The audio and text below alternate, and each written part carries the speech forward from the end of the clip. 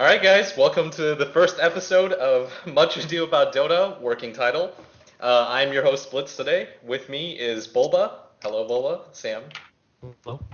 PAINTITGOLD, former captain of Quantic Gaming. Hey, what's going on? I have to say I'm pumped after seeing that intro. Good work. Good work. And we have AUI 2000, and that's how it's pronounced, and nobody's going to argue with me. Player/mentor of Snake King on Dignitas. Oh, yeah, for sure. And our special guest today, former player, competitive player in Dota 1, known for his play with Zeus. He was with MYM, I believe, KS.int, Evil Geniuses, Merlini. Hello, how's it going, guys? And just to show you who Merlini is, we have a short clip set up for you guys. So, Aaron, play it. Our brethren's town is under attack.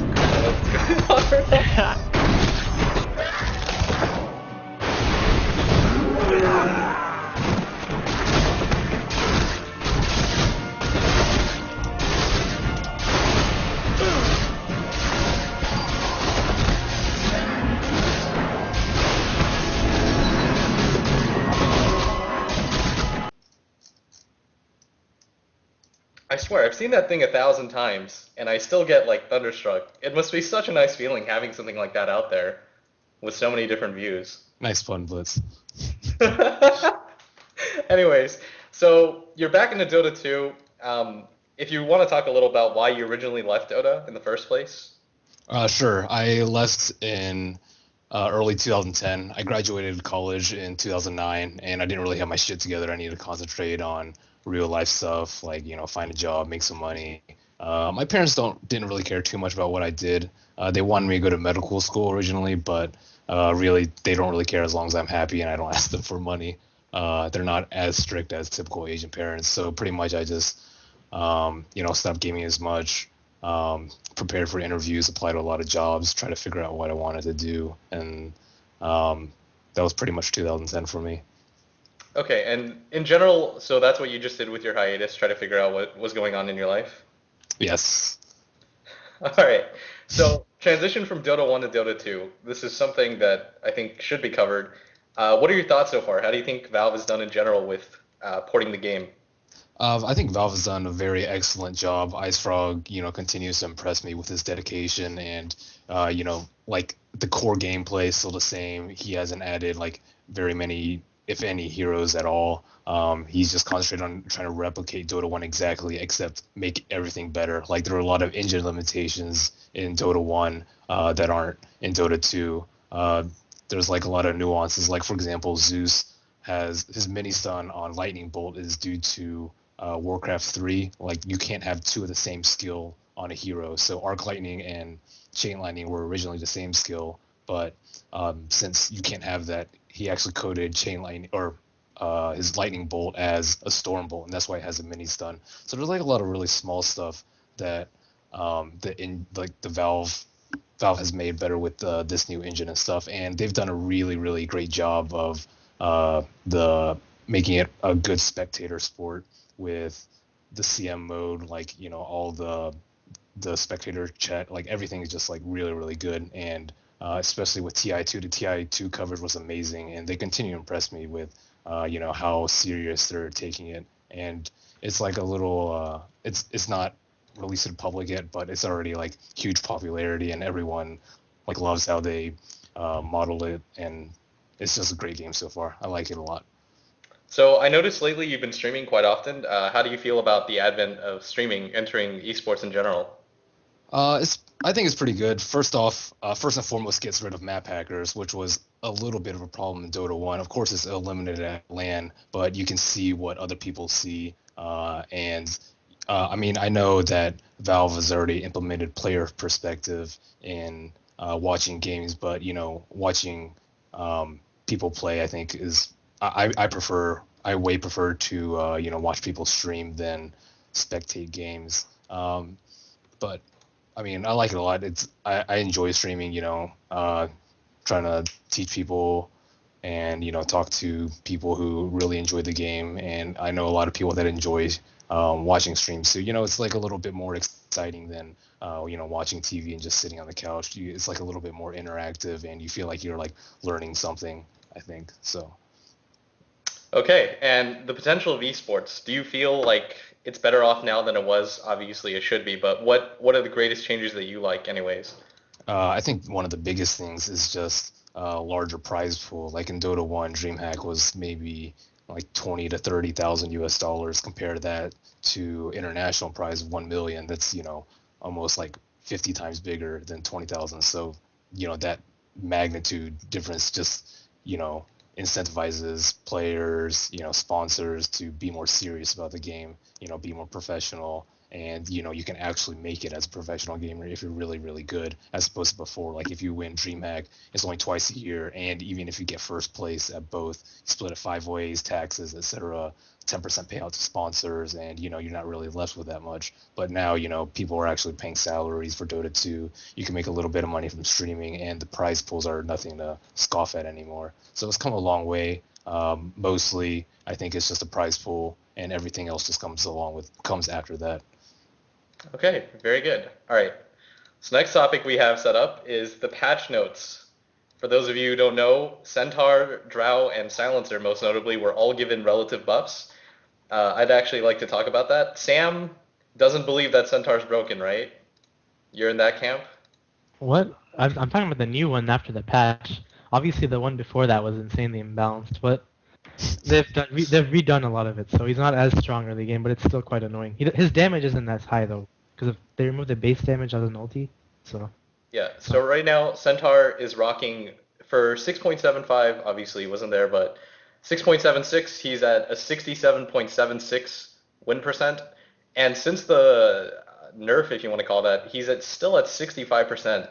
So Kurt, someone who pubs a lot, do you feel like he's actually broken in a pub sense, in the sense that, like, if somebody on the other team picks him, you should lose? Yeah, I mean, the thing about Centaur is that he's a really high HP hero who can't really be slowed. So if you don't chain stun him to death, then you're probably not going to kill him in a gank. And chain stunning someone in a pub is sort of hard because you don't have as much coordination. And also, there's the entire thing if you like black hole someone and then Centaur casts Stampede and someone touches you, your black hole gets cancelled. So I think the hero's pretty broken. Okay. And Josh, what are your thoughts? I know you don't pub nearly as often, but... Well, yeah, I've been watching pubs lately, and I've been playing some myself. But I don't know. I watched like the Demon stream yesterday, and it was pretty funny to see them get clowned on by a tiny Centaur combo. And the hero, he just gives, I don't know, it's just so much disable, and it's like pretty easy disable as well. And he has like 4 seconds of stun. On top of that, he does pretty good damage with all his skills. So, yeah, he's quite strong. I haven't seen him after the patch, but I reckon he's still quite good. And you guys are all obviously competitive players. Do you guys think he has any sort of hold in competitive play whatsoever, or do you think he's just kind of one of those pub anomalies that people don't know how to handle at the moment? Well, I think when he gets into competitive play, when he's actually pickable in CM, he'll be just as good in competitive play. I mean, having 5 people initiate at max move speed is even stronger in a competitive sense because you can sort of plan it out, get into really good positions with it, and even like just dive past the tier 3 and just go kill them because you're going to lead with a 4-second stun off Centaur. So I think he'll be really good competitively. Mm-hmm. Like having a surge on every hero is really strong for initiating and really strong for escaping. And I know they nerfed the cooldown a bit, but I still think it's really just an incredibly strong skill. Okay, so as a captain, I know you do picks for your team, Pig. What kind of pick do you think he warrants? Do you think he warrants a ban? And what kind of lane do you put him in? Like, what kind of presence does he have as a laner? Yeah, I've talked about this with some other people, discussing Centaur a bit, and I talked with 1437, and he was excited. 1437 is a huge fan of like Shadow Demon Centaur, and he wants to run it that way. I mean, he can be a safe lane farmer. He can even do decently mid. I mean, yeah, he has good attack animation, good damage, but I would see him mostly as safe lane farmer. Okay. Right now. And Ben, so the other 2 heroes I'd like to talk to you about are Drow Ranger, who at 6.75 was at a 50% win rate, 51% actually. And she's actually seen the biggest change. She's actually gone up to 60% win rate, and she didn't get any nerfs, did she? Oh, the armor nerf, right? She was lowered to 2 armor, but she's still rocking 60%. These stats, by the way, courtesy of DotaBuff.com. But have any of these impacted your pub experience at all, Merlini? Yeah, I think what goes very unnoticed is a silence cooldown too. It was reduced from 15 to 13, and at level 4, it's 6 seconds of silence. So he can almost, silence people 50% of the time, and that's a pretty big buff as well. I mean, obviously the marksmanship buff is pretty good. I mean, it's not terribly often that people are in 375 or whatever range it is. So, having 80 agility at level 16 is a really big buff, synergized well with True Shot. So she's really, really strong as a carry. Any carry with silence that can, or any good AoE ability, like, Void with Chronosphere, Dro with AoE silence, any carry like that is, much, much better than, something like PA or, AM's an anomaly because he has Blink, but those kind of heroes are really, really useful for competitive, especially if you can combo it with something really well. She's pretty easy to farm with. She has decent laning ability, and she can kill people in lane with Frost Arrows. So yeah, I played against these guys. They just played Dro and Centaur every fucking game, and it's just absurd. I mean, it's beatable, but I still think it is imbalanced. I have yet to see the 6.76C, but hopefully, it'll tone both those heroes down a little bit. The statistics from Dota Buff are probably, wide range of skill levels, so it's hard to tell how it'll be in Captain's mode and stuff like that, but from my experience, I probably play not as many pubs as AUI 2000, but I still play my fair share, and I still think both of those are pretty overpowered at the moment.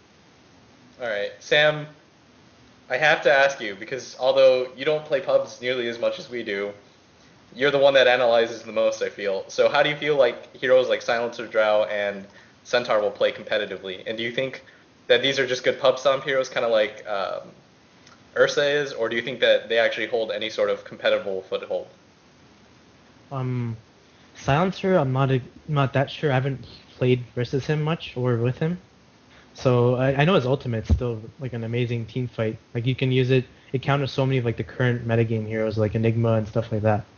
And Dro, he has like a lot of things you can synergize with. I know on Reddit I saw this video with like Dro and Visage together, and Visage bats got the aura from her, and like the whole thing is Visage bats when they attack they lose damage, but with the Dro aura they never run out of damage now, so that they were like backdooring and stuff, so it's pretty insane. I know Dro aura with Forge Spirits is like really, really imbalanced, because those Forge Spirits they ignore they don't do piercing damage, so they do whatever the damage that goes through that. I had an argument with AUI about this, but so I'm not sure about Silencer, but I am sure that Dro will be seen in some strats, and Centaur, like AUI said, you can initiate a lot with him, but I want to see him actually use it like in a competitive game, and because I don't know if he's going to be released by ESWC, so hopefully we might see him there. Good point. ESWC is coming up in 4 days. Yeah. Actually, 2 days it starts, so yeah. I don't think we'll see him there. I really hope they don't have that change right before we go to ESWC, and then like Dro, Ranger, Centaur are all in the pool, and everyone's like, oh, what do we do now? Why, would you actually consider picking him, or how would you use him, Kurt? I know Centaur is really, really strong. Like he has like 675 damage in nukes. I don't remember, but like, and it's all AoE now, so he can just farm really, really fast and get up a Blink Dagger or whatever you want to go. Just burst people in team fights. So Centaur's definitely gonna be something. I don't know how I feel about Drow. That's the thing. Like if you have her with summons like Forge Spirits or Visage's Bats, then it's really painful. I can definitely see like Dignitas running Drow, because like another big thing about Drow is she gives like the bonus damage to your mid hero, and if like Fog is playing his Invoker mid, he would get even more damage, and he could go like the double pet Forge Spirit double Forge Spirit build, and that would do a lot more damage. And Dro is like my best carry in Dota 1 too. I love that hero in Dota 1. And don't forget Eidolons. Yeah. Oh yeah, Enigma's ridiculous with it too. Mm-hmm. So you think she can be competitively used now just with that change alone to roll? I don't think it's like she can be competitively used. Like, she is going to be competitively used. Like, for sure, very, very fast once she gets released, I think. Okay. And do you guys have any issues with that kind of carries being recycled? I know in TI2, if anybody watched it, well, obviously, like half the people here were there, but I know that it was kind of like Morphling was the protagonist of the entire TI2, but now he's been kind of phased out completely. Like, are you okay with that just being replaced with Drow now?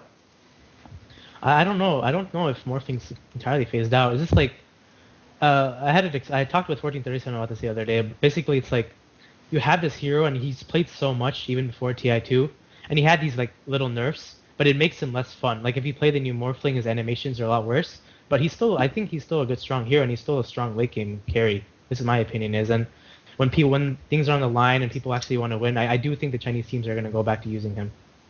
So that's just my opinion.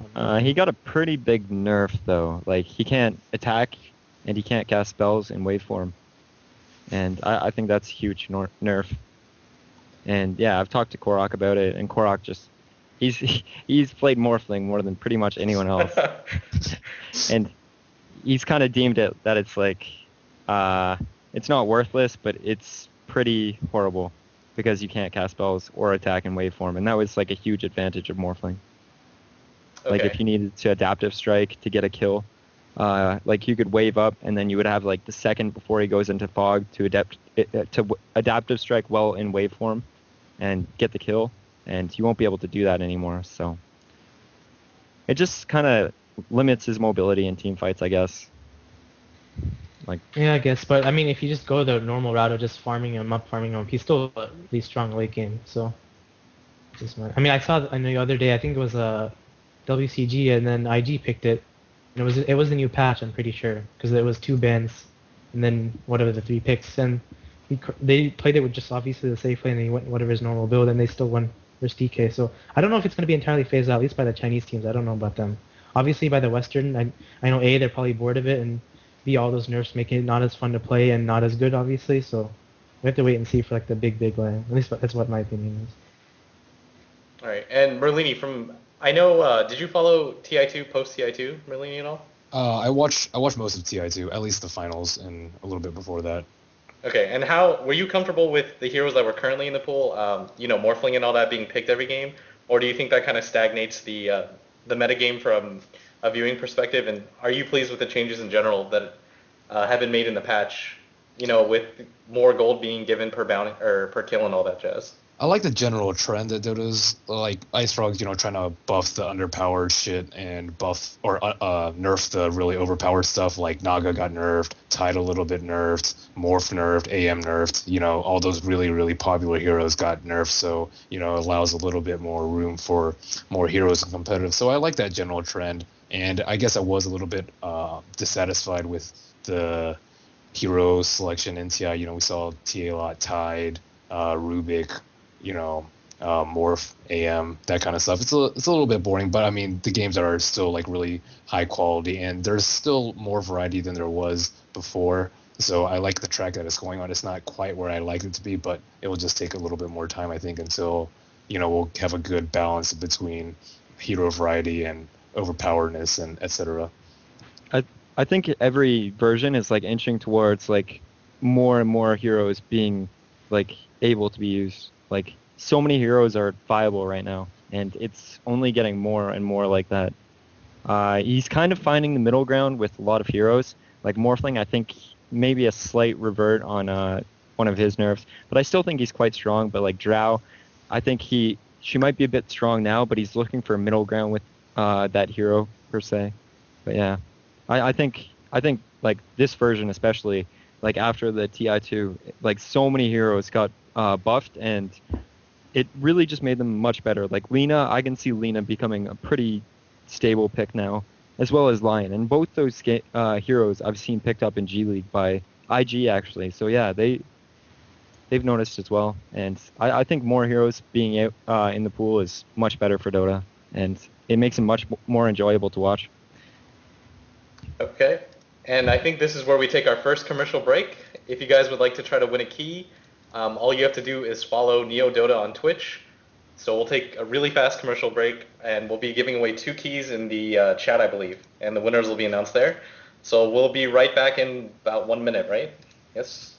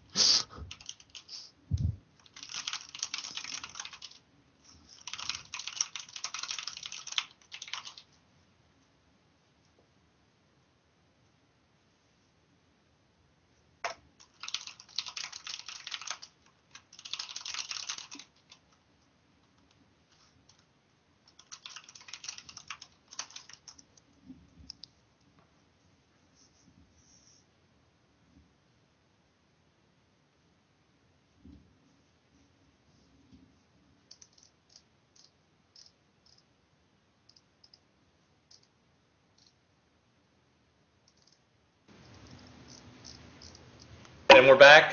So sorry for the commercial break, but anyways, so our next topic right now is Starcraft 2 players trending away from Starcraft, and most notably Select has kind of joined into the Dota pool. Kurt, as somebody who actually used to play in Grandmaster's level, what do you think about Starcraft 2 players switching to Dota in general, and how do you feel that, like, what kind of skills do you think translate, and how well do you think they'll fare overall?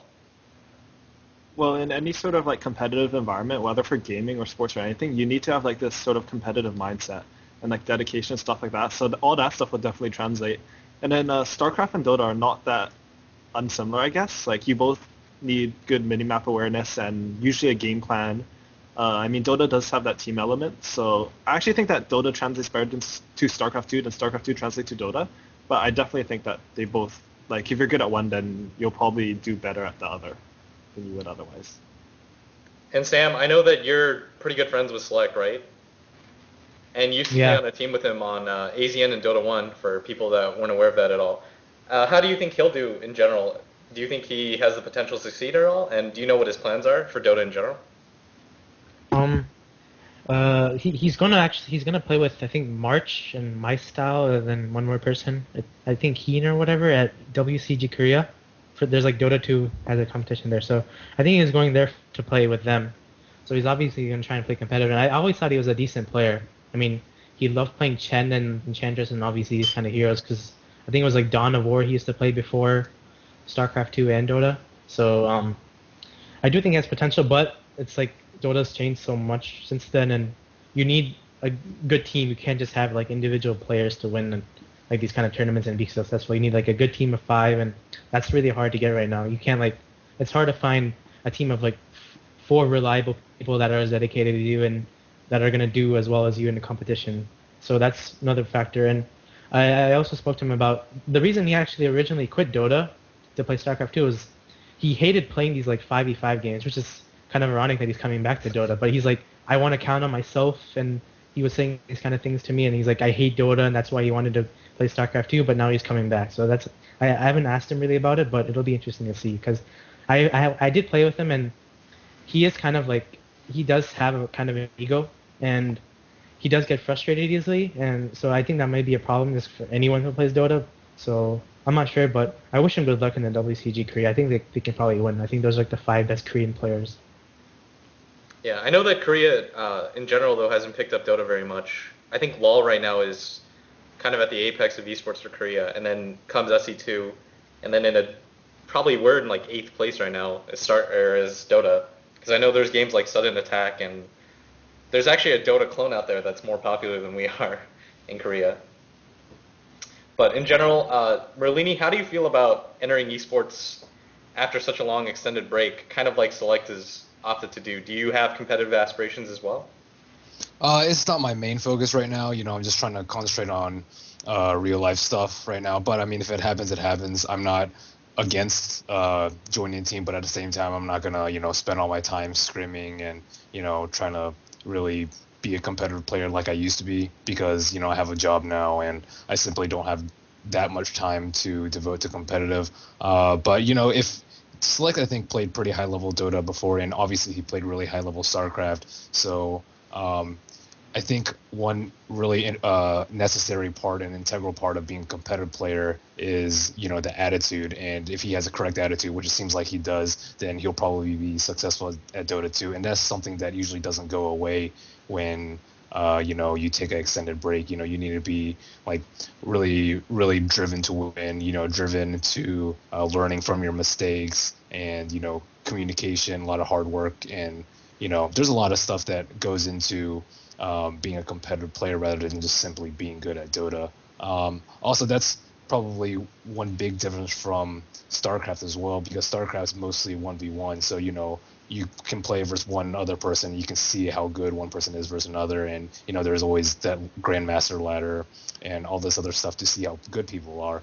But in Dota, it's a 5-person team, there's no 1v1s or individual ladders or anything like that, so it's really hard to determine how much like one person has an effect on a team, and there's like a lot of intangibles that people bring to the table that is really just hard to like rank or something like that. So I think like teamwork obviously is the biggest noticeable difference from StarCraft, and there's just a lot of small things that is hard to pinpoint when you're moving from a 1v1 game to a 5-person game like Dota that involves massive amounts of teamwork and coordination.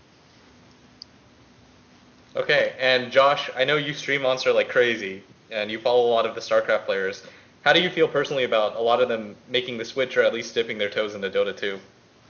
What, like crazy? Sorry? You stream Monster, I see you posting you follow all the SC2 people in general. Oh yeah, I followed the SC2 scene pretty well. I mean, not that well. I don't really follow that many tournaments as of late because I'm not really too into the game, but I used to when the MLGs were openly available and stuff.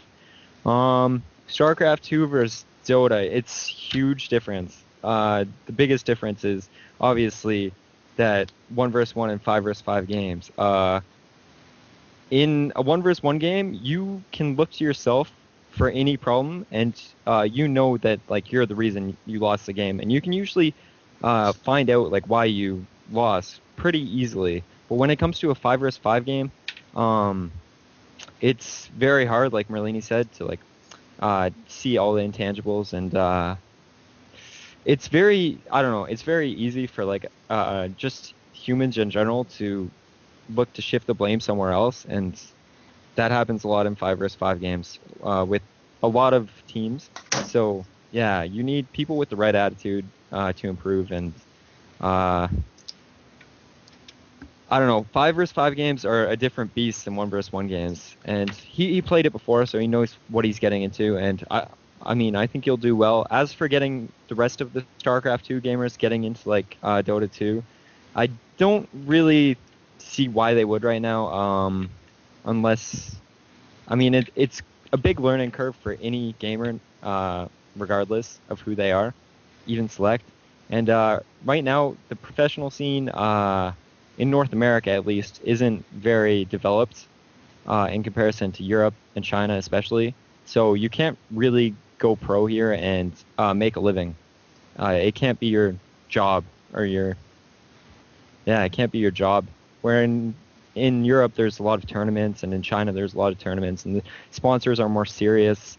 And so I'm kind of skeptical because StarCraft 2 has like that strong foundation where it's only one player getting salary. Like, yeah, Dota 2 teams are like nearly every top Dota 2 team gets salary right now, and but it's much easier in StarCraft to get salary for like one player than 5 players, and you really need to prove yourself as a top team. All right, so on to the next topic. We have ESWC coming up in, how many days is that, Kurt? 5? You guys playing 5? Is it bad if I don't know?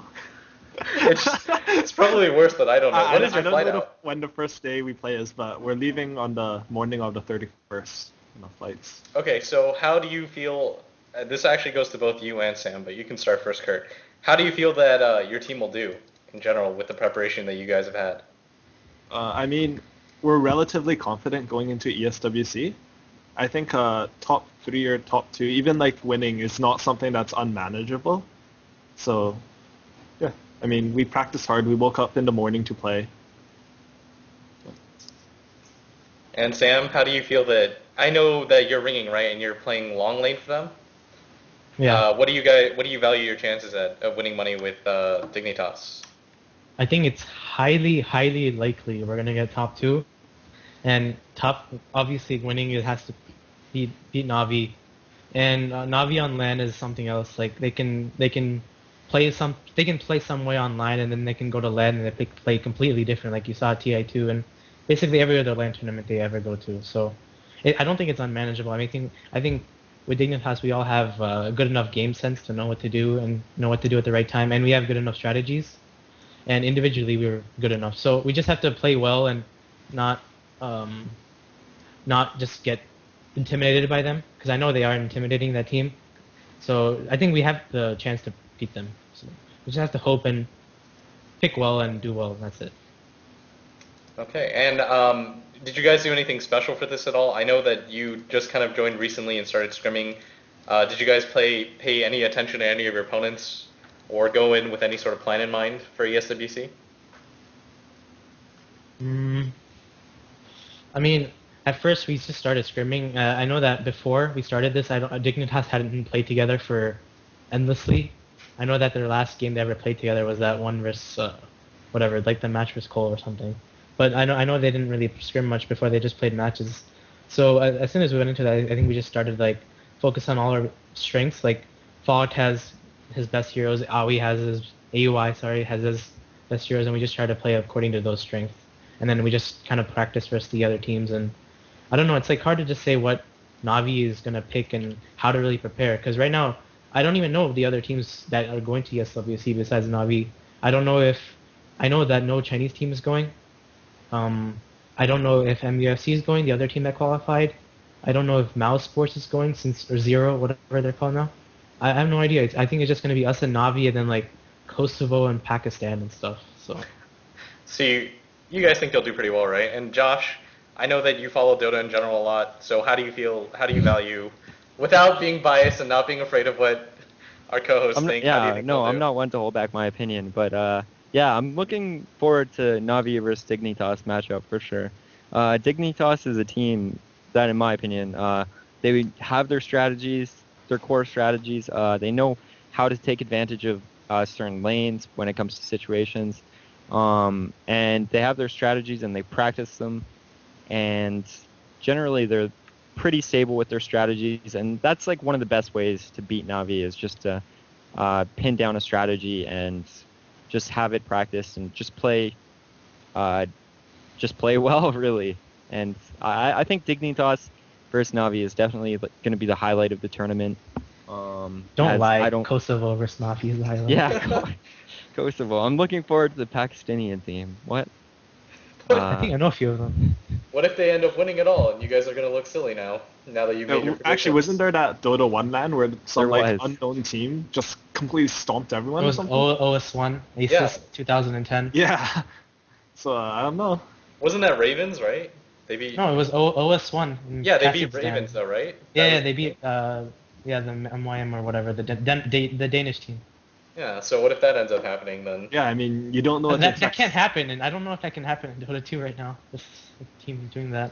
Because at that time in Dota 1, it was a lot of unknown stuff, but now teams have actually been practicing a lot. And I mean, have the thing set is with that, like, even in a game like Starcraft 2, like, sometimes you just have, like, one person who's completely unknown and they just stomp the tournament. Like, Scarlet, for example, right? You I know don't know if that Scarlet can was a happen in Dota Dota 1 2, player? though.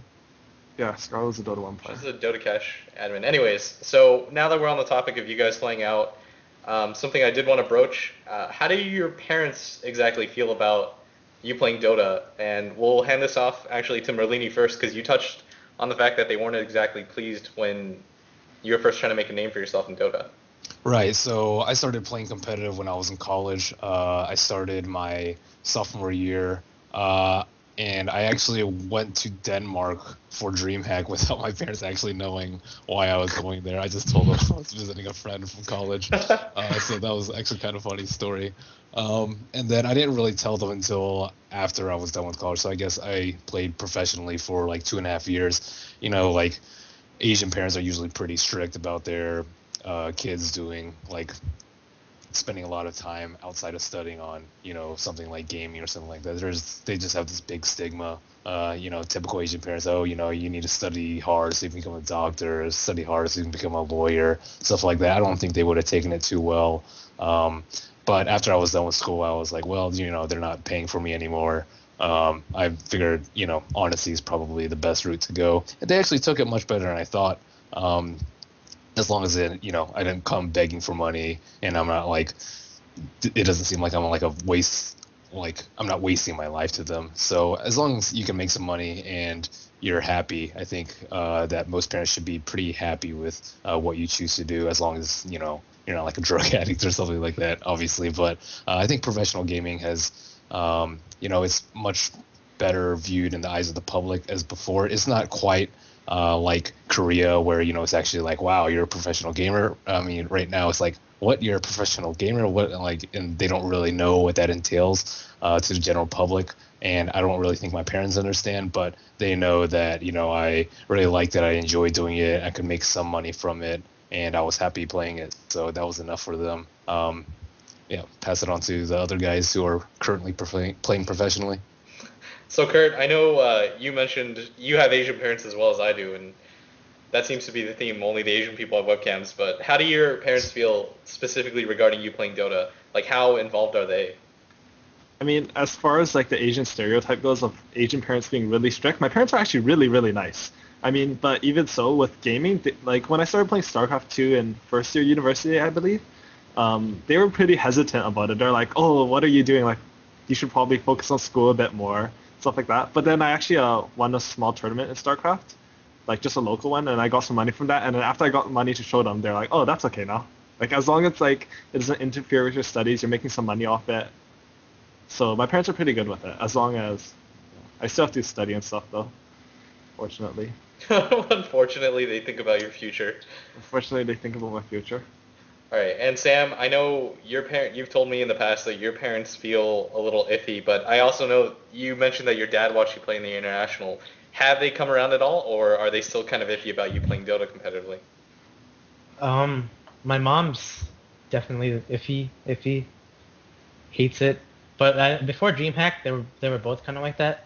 I don't know. They half of it, they probably like they couldn't even believe me at first. Like out of nowhere, I didn't really tell them I'm playing competitively because that was my first play on DreamHack this year. So I was like, okay, I'm going to DreamHack, and they didn't understand like a different company paying me to go there, and a hotel and stuff. I don't know. They kept asking me, do you really are you actually gonna get a plane, and are you actually gonna stay there? You're not gonna like living on the streets or something? I don't know. So, you know what the normal what Indian parents or Asian parents, whatever they'd say. I guess not really normal, but they were just questioning me, and then they actually saw, and then I gave my dad the stream link. He didn't really understand what the hell was going on, but he watched it, and then later after I came back, he kept bugging me about stuff like, what does this hero do? What does that hero do? And then since I played like Tinker like every game, after that he got all happy when I played Tinker and shit. So he wanted to tournament. I'll say the story. We were playing a tournament, we were versus Complexity, and then and I wanted to. My dad like literally messaged me before. It's like, I'm gonna watch this game, so can you play Tinker for me? Because that's the only hero I know. So I beg, I type in all chat, please just give me Tinker, don't ban it. And then they ban it, and then I got all pissed off. All right. So here's the real story. He didn't actually type in all chat. They were playing Call in the tournament, and he messaged his IX Mike before the game, and he's like, please, bro, let me play Tinker. Please, bro, my dad is watching. Please, bro. Oh. And then IX Mike just sent me the logs, and I just cracked up. And so, Josh, you're the only white person here. How do your parents, have you told them at all? Like, how do they? Oh, yeah, like, I'm living at home because I took the year off school, but, yeah, my stepdad actually, like, hates it. Like, he actually is. He's actually nice to me now about it, but before he was like, "You're wasting your life playing video games, you stupid retard." But Oh my gosh.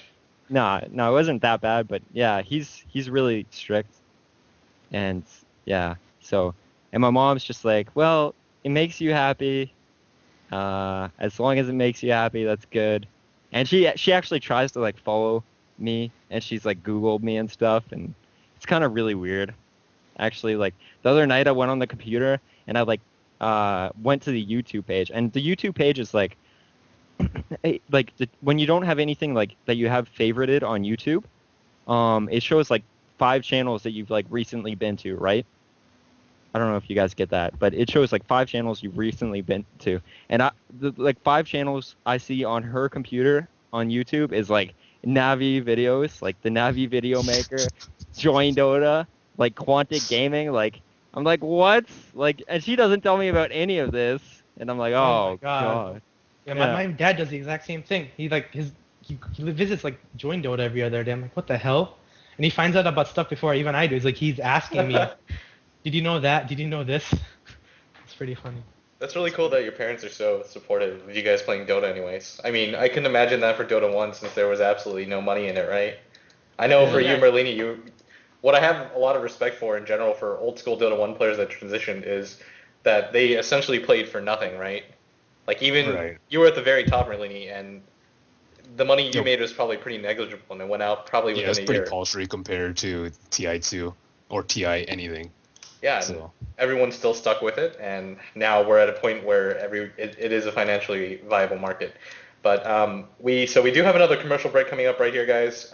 Again, follow NEODota on Twitch for a chance to win beta keys.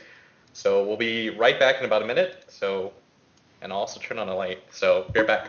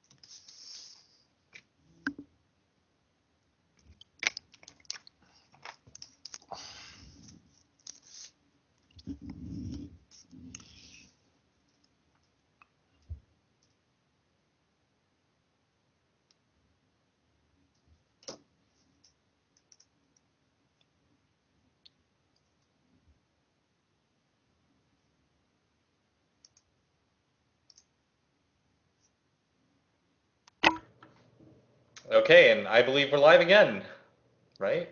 Okay, we're live again. Sweet. So the last topic we wanted to cover before we head off, guys, is LGD International picking up an American/European team. We'll just call it foreigners like they do in SC2. But how do you feel like that will go? And do you think that it helps us in general, or do you think... Actually, no, it can only be a positive. So how do you think it'll improve visibility in China anyways? And why do you think that LGD wanted a European team? And first, I'll ask Sam, as he follows China Dota the most. Okay. Basically, I think this was all in the works even before the end of TI2. I know that they were both talking to LGD's manager even at the location. So I kind of knew that, and I think it's mainly because Misery and Pikehead have... Pikehead especially has some fame in China because of the last trip, and they LGD just wanted like a team just to get the Western exposure in China, because obviously if you notice G League, G1 League is having a lot of exposure in the Western scene. G League I think is gonna have Dota 2 for it's gonna be in the December. I talked to Brax about it, and it's like 90% it's gonna have Dota 2. So that's obviously the biggest league in China besides Ace. So like I know the good thing about this is China's exposing themselves to us, so we can watch their tournaments, and obviously because of that, LGD International gives a reason for us to watch them. So it gives them higher stream numbers, and obviously the next time LGD plays, LGD International, if they play a team like IG or something, obviously I'm gonna be watching. The majority of the Western population is gonna try and watch that stream. So it gives them a lot of reason to. It helps their sponsor, it helps Taba, which is LGD's main sponsor. It's a good reason, I think.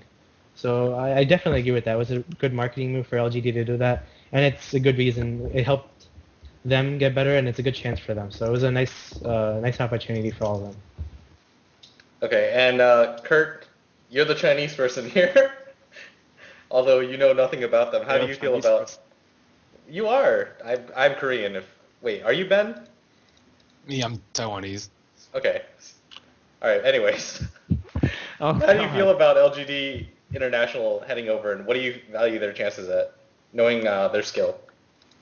Well, I mean, like, after staying in China, well, they'll probably get, like, really, really good. I mean, you're in a team house together, you're always playing together, you can get your sleep schedules together, you won't have so much trouble with, like, having one person unable to wake up for practice or anything like that.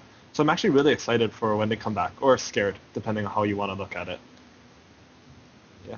I mean, team houses, like, personally, I'm not that big a fan of team houses. I don't think they're absolutely necessary to become really, really good at Dota, but I think that they are a way of getting really good at Dota.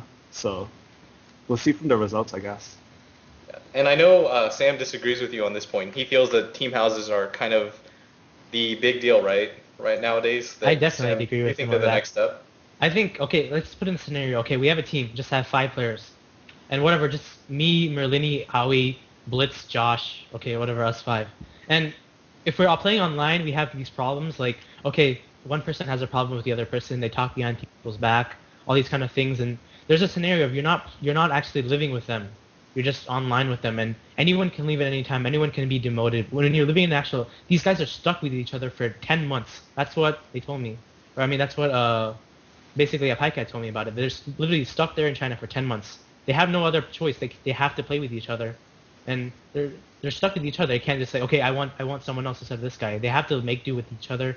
They have to make do about like each other's skills. They have to work together and to get better. It's like these kind of like you actually get together and you become good friends with them. That's something you can't get online, I think, with the team. Because when I saw in TI2 is IG, they were all sticking together. Like even outside of Dota, they went to the same restaurant. They went to the same. They went shopping in the morning together. They did everything. They were watching all the games together. They didn't leave each other. Every Chinese team was like this.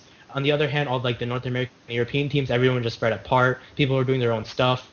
People were just talking about each other, about other games. They didn't have that kind of like close-knit family relationship I think the Chinese teams had, which is obviously enforced a lot by the gaming house. I mean, you're stuck with these people every day in and out for 24 hours a day. You're just playing Dota with them. You're learning every little thing about them, their attitude.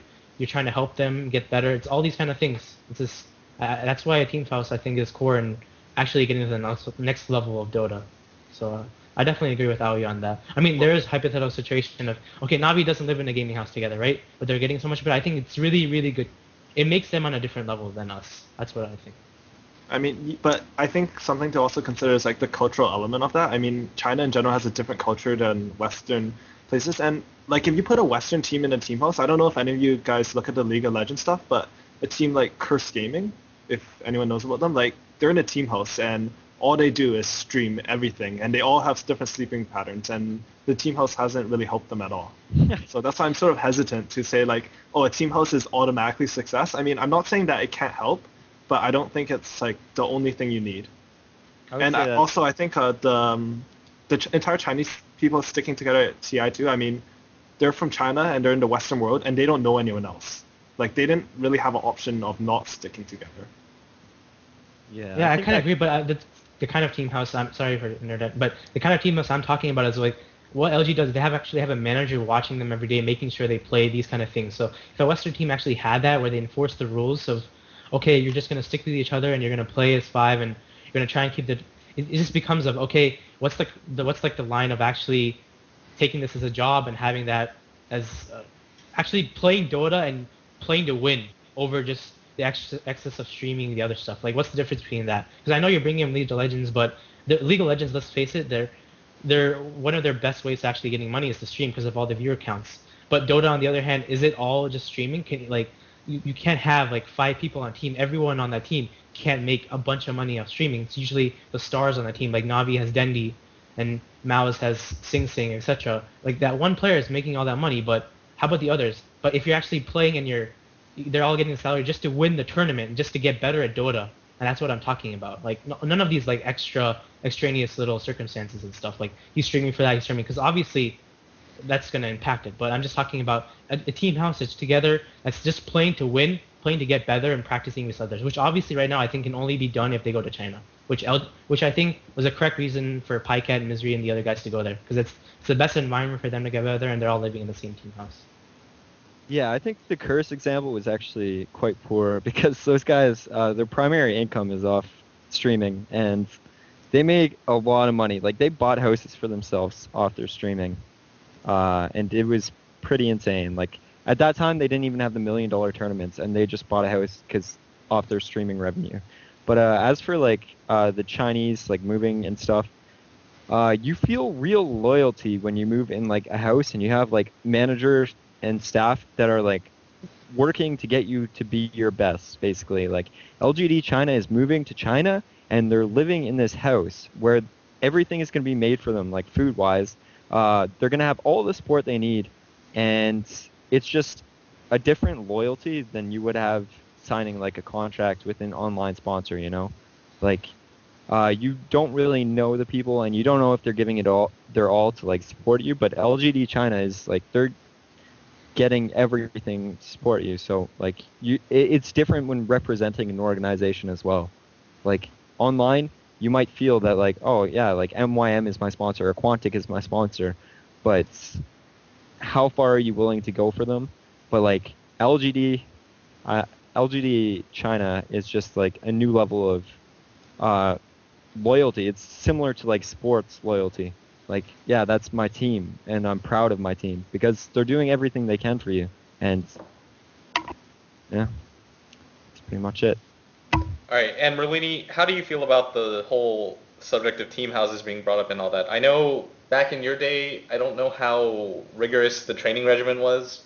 I assume it wasn't anything like it is now, but do you think that this is the right direction to take, where everyone plays 8 hours a day in the same area?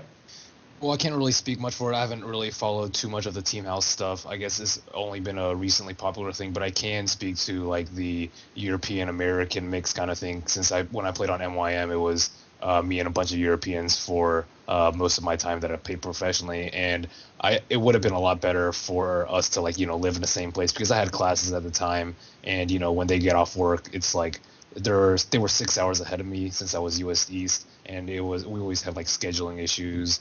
At one point I just scheduled my classes around like European prime time just so I could free up that block because it was like them four could play at this particular time and I was the only one that couldn't, so I was kind of like dragging down the team practice because I couldn't play at the time just simply because of the time zone difference. So I think it's a good thing that it's trending more and more towards everyone being in the same team house. Your communication's a lot better. You'll you just know each other a lot better, and you can know what your friends and teammates are going to do, and it's just a lot easier to predict. Your coordination will be much better. I think if you really want to be serious about Dota like these players are, then it's definitely the thing to do.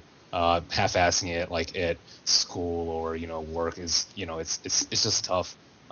You want to devote all your time to Dota and be the best player that you can, but when you just have simple limitations such as time zone differences, it's hard to make it work.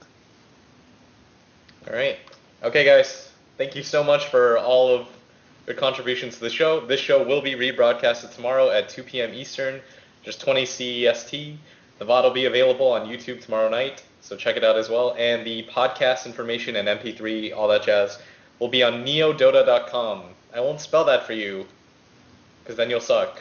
And also USA versus Canada best of 3 show match tomorrow at 8 p.m. Eastern here on the NEODota Twitch channel. So you should check that out. And so I'll go around the map. starting with Bulba. Any shout-outs to sponsors and all that? No sponsor. Just shout out to Infinity and the other clowns in the chat, and that's it. And go USA tomorrow. We're gonna crush Canada. Even though people in the forums are hating on US and Smurf. I love you, Smurf, if you're out there. All right, and Merlini, any shout-outs or anything to give, or anything you Well, I want don't to have plug? a team or a sponsor, but I try to stream every day now, so just hop over to NEODota if you want to watch me stream. Thanks for having me, guys. No problem. Thank you for being on here, and he does have a great stream, and he commentates a lot, so watch it. And Painted, I know your Twitter's at the bottom under your goofy ass grin, but anything you want to plug? I'd like to plug NEODota at Twitter, of course. I'll start with some class, and then I'd like to, also follow all of us on Twitter because it really helps in a sponsor's eyes, and in general, it's just good to have followers. And that's pretty much it. Yep, that's it. Oh yeah, shout out to Blitz Dota at Twitter. I promised I would never forget again. All right, and Kurt, I know you're wearing your sweatshirt and all that. Oh yeah, guys, look! I need to get this on webcam. So, okay. Do you have all your sponsors set up? Let's go. So I'd like to thank Dignitas a lot. They're actually a really wonderful sponsor, like honestly. And shout out to like Alienware, Antec, and Intel, and the rest. I mean, those are the three main ones, and we have a long list of sponsors. I'm not in control yet, so I can't list out the entire thing. So yeah, that's about it for my shout outs. And I think I'm gonna have people really mad at me for that. Show the guns. Show the guns. Oh yeah, you have the yeah, side you have to stuff, show right? the sponsors, right? Yeah. Yeah. Okay. Wow. Right. And a personal shout out for me to everybody that watched today. Thank you so much. Anybody that came from my stream or any other stream. Shout out to EGM, Hilo, everybody else that watches my stream, Webus, pretty much every single Swede in the world. Thanks for having us. This was in association with NEODota.com/NEODota.com. Follow them on Twitter and all that jazz. Thank you all so much for watching. I don't know when we'll be live again because half of our panel will be in Paris. No, we can't do it next week. Maybe in 2 weeks, I think. I think we're back on Monday night. I don't know. Okay. Oh yeah, one last thing. Okay. I'm sorry, Dad. I lost to Tong Fu with Tinker. Forgive me. I cried many days after that. I got a chance to play the hero on the big stage, versus Tong Fu, and I lost. Forgive me. One thing. Can we just like read out all our Twitters for like if we have like an MP3 podcast? Oh yeah. So follow me on Twitter at Blitz_Dota, Bulba Dota, one word, Merlini Dota, Paint Dota, and AUI_2000. We're so creative. With the 3 zeros. Yeah, our Twitters are really nice. So thank you all so much for following I'm us. still gonna call him Owie. Yeah. It's not Owie. You know that? It's AUI. I mean, language is pretty subjective. Like tomato. No, it's Tomato. there's a right way and a wrong way to say person. it. It's AUI. So anyways, okay, we should go now. All right, bye guys. Bye, Hope you Charlie. enjoyed the show. Bye.